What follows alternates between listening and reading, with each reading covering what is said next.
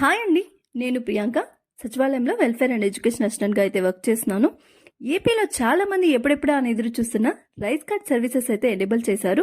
Rice కార్డ్స్కి సంబంధించి adding, splitting, deleting, address change, అలాగే కార్డ్ సరెండర్ చేయడం మొదలైన సేవలకు సంబంధించి గ్రామ వార్డు సచివాలయాలు అయితే అప్లై చేస్తున్నారు.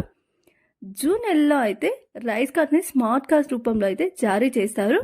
దీనికి ఛార్జెస్ అయితే 24 నుంచి 48 రూపీస్ మధ్యలో అయితే ఉంటుంది. దీనికి రిక్వైర్డ్ డాక్యుమెంట్స్ ఏం కావాలి అని చూసుకున్నట్లయితే న్యూ రైస్ కార్డ్స్కి సంబంధించి application form, all members Aadhaar cards అయితే కావాలి.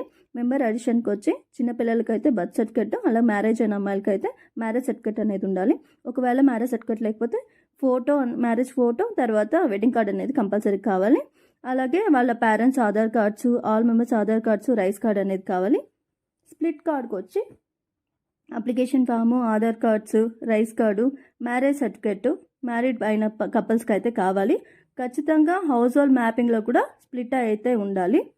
ఇక అడ్రస్ చేంజ్కి వచ్చి application form, address proof, rice card, Aadhaar cards అయితే కావాలి. సరెండర్ చేయడానికి కార్డ్ని, application form, Aadhaar cards, rice card అయితే కావాలి.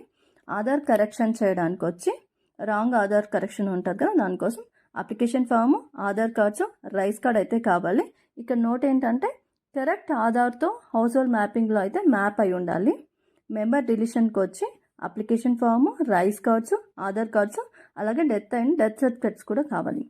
థ్యాంక్ యూ అండి. Thank you for watching.